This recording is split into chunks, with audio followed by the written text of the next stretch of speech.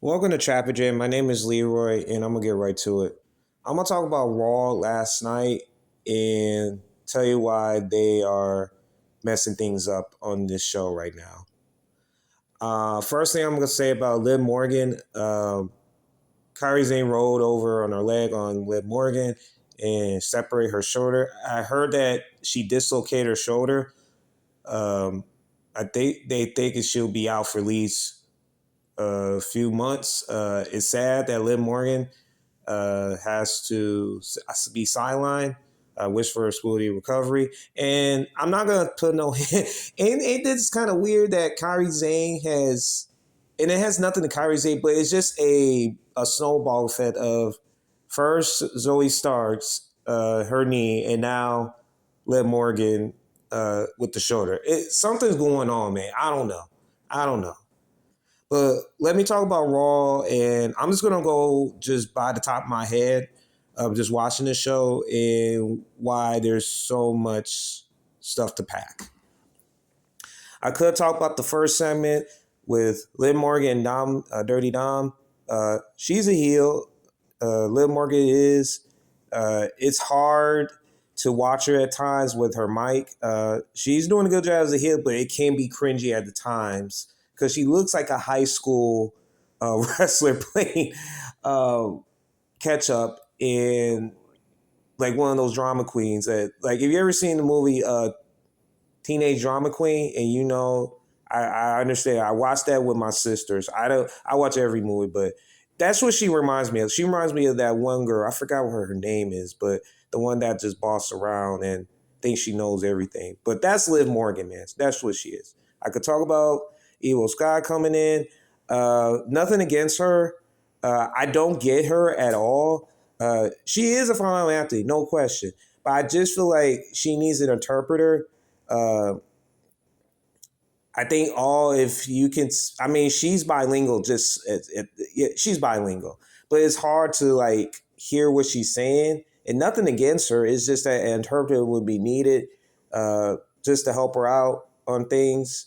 With her being the women's champion, and the rest story hit Liv Morgan in the head and hit Dirty Dom in the head as well. So it's like that was just the first segment. It felt like it was 12 minutes, but it felt like 20 minutes, man. And so, yeah, I could talk about the women's qualifier, Asuka, and the rest of them.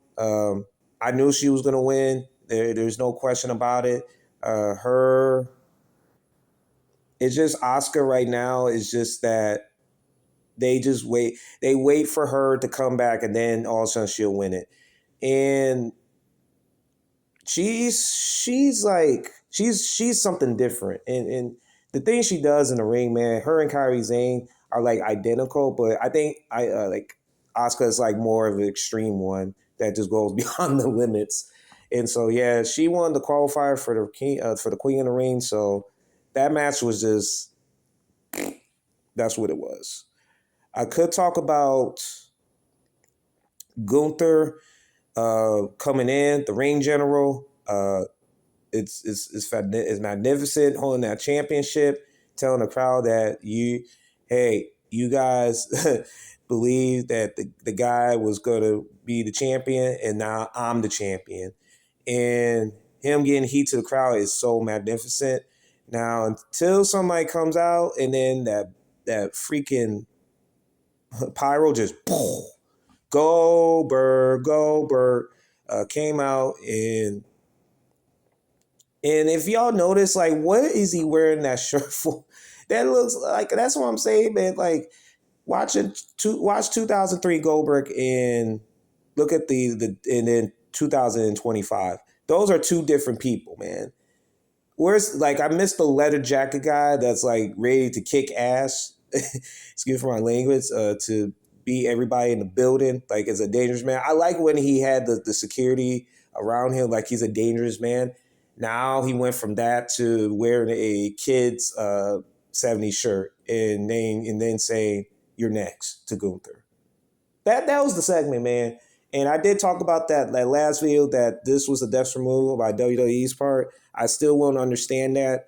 It's doesn't make any sense to me. They're gonna have a match this Saturday, man, for that heavyweight championship. I hope it's a retire match to put Gunther over, but I just felt like they rushed this. They really did. I could talk about Killer Cross having a conversation with Sami Zayn. Had said Sami Zayn telling him like you're a bad person and you know it, and Sami Zayn respond to, "Hey, you're not.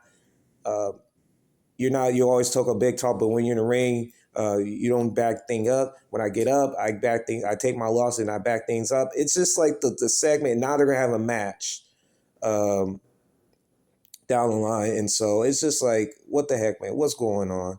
The way they got to push Karrion Cross, at least have a match. At least they have a match with Sami Zayn, but it's just they just lost in the seat with this guy. They really are. Um, I could talk about the main event. And I know the other things I missed is I didn't care about. I really did not. Actually, I'll talk about the Bailey and Becky Lynch situation. The only thing I like about that segment is Becky Lynch wearing the Bears, because it was at Green Bay wearing the Bears attire. I think that was magnificent. I think she needs to do that with every sports team that she plays as. It would be nice. I would love to see that. If it's like her going to the Indiana city and wearing a OKC attire. I think she needs to do that everywhere she goes. I think that would have been good. But her and Bailey is trying so hard to be a baby face. It's trying to be convincing. This was like late in the party. Now she wants to face Becky Lynch for that championship. I think that's going to happen down the line. This was not a good semi at all. It really was plain and dry. Now let me talk about the main event. And Sheamus, Bronson Reed, Rusev, and Jey Uso. This was a slobber knocker match. Now the only thing I have a problem with Jey Uso, he never sold the ribs, man. He never sold it. Never sold it. He like, I think these guys these days don't know how to sell anything anymore. Like, just don't. They don't. And it was a slobber knocker, man. And I keep saying Rusev gets buried every freaking match. Like, he's just gonna be a big guy on the roster. Sheamus is gonna be the same guy, a big guy on the roster. And Bronson Reed almost pulled that off until like a lot of running. It was like a bunch of running. Seth Rollins, LA Knight, what else? Bronson Reed. I'm not Bronson, but Braun Breaker, like those type of, like there were so many run-ins, man. And then all of a sudden, Jey Uso hit two fall splashes from Bronson Reed, get the 1, 2, 3, and then everybody, then Seth Rollins around the ring. Then Cody Rhodes comes out, and then they do a stare down for 3 minutes, and then now Seth Rollins walks out, and then the show was over, and then as well as the semifinals with Jey Uso versus Cody Rhodes going to happen next week. I mean, the Raw is just so messy right now. It's hard to keep up with the show these days, and it was a messy show, man. And there's so many questions that what's Netflix going to do with Raw moving forward? Because they get the high. They're like the high. They gave them the highest pay. They're probably the high. They are the highest paid show on their network, and that's a problem, man. And they need to do something. Thank y'all for tuning in. Raw was messy. It really was. I just feel like it was just a letdown again. They don't know how to, like, it's just like, it's so messy, man. It's just like, it's hard to clean up stuff right now. You need like a bunch of people to clean things up, and I just don't know what to think about this show. It's just every week it just gets messy and messier, and it's gonna continue to do it, man. So WWE is on a vintage tour, really are. Thank y'all for tuning in. You have a good one.